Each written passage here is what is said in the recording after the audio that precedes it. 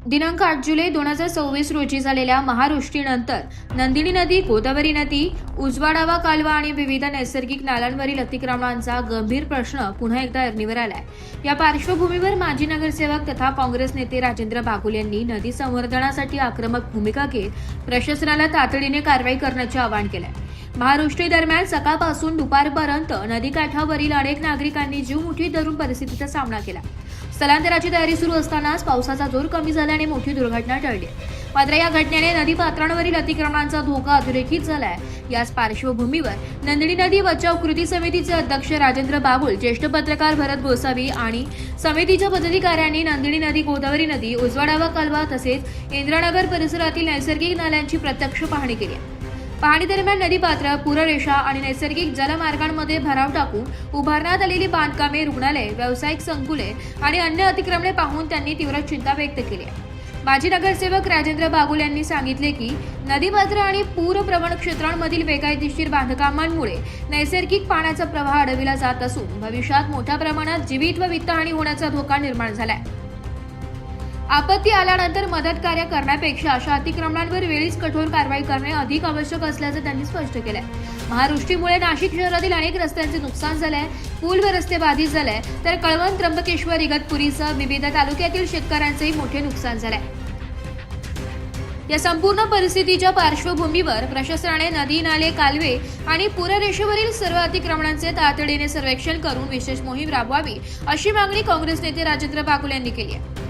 तसेच महसूल विभाग, जलसंपदा विभाग, महानगरपालिका आणि संबंधित यंत्रणांच्या कामकाजाची उच्चस्तरीय चौकशी करून दोषींवर कठोर कारवाई करण्यात यावी अशी मागणी त्यांनी केली आहे। नदी संवर्धन, पर्यावरण संरक्षण आणि नागरिकांच्या सुरक्षिततेसाठी शासनाने दीर्घकालीन आणि प्रभावी धोरण राबविण्याची हीच योग्य वेळ असल्याचं माजी नगरसेवक राजेंद्र बागुल यांनी नमूद केलं आहे। ही नदी दिसतीये, या नदीला अटकाव करण्याचा हा प्रयत्न आणि हे प्लॉटिंग केलेलं आहे। हे कशासाठी प्लॉटिंग करताय तुम्ही? यांना संरक्षण देण्यासाठी, या इमारतींना। आणि मग या नदीच्या पात्रामध्ये यांनी केलेले हे जे गटारचे चेंबर्स आहेत, याच्यानी या नदीचं गटारीकरण करण्याचा जो अव्याहत प्रयास महानगरपालिकेला करतायत, म्हणजे बिल्डर, डेव्हलपर आणि या बांधकामांना पूरनियंत्रण रेषेमध्ये दिलेल्या बेकायदेशीर परवानग्या आहे त्या अधिकृत करण्यासाठी तर ही नदीपात्र लहान करत नाही ना। आता हे बघा ना, या अपेक्स हॉस्पिटल आहे, हे आहे, ही नदीपात्रालगत एवढ्या परवानग्या कशा दिल्या गेल्या? त्या पूरनियंत्रण केशात आहेत का?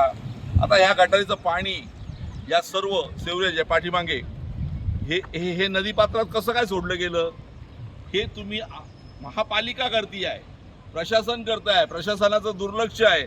आणि म्हणून आमचा आरोप आहे का नदीपात्र जे प्रदूषण आहे ते कोणी इकडे तिकडे करत नाही आहे, तर या ज्या संस्था आहेत, स्थानिक संस्था, मग ती महापालिका असेल किंवा इतर कोणी असेल, यांनी इथे लक्ष का दिलं नाही? मलसंधारण योजनेतून इथं का असं बघितलं जात नाही? ह्या नदीमध्ये जे पोल्युशन चाललेलं आहे ते पोल्युशन रोखण्याचं काम कोणाचं आहे? आणि मग ते याच्याकडे का बघत नाही? आता बघा, नदीपात्रामध्ये हा चेंबर होता, हा आता तो प्लॉटिंगमध्ये आला। ते भर घालून ह्या ज्या तुम्ही भिंती बांधतायत, या भिंती कशासाठी आहे? कोणाच्या संरक्षणासाठी आहे? नदीपात्र अरुंद करून तुम्हाला काय मिळणार आहे?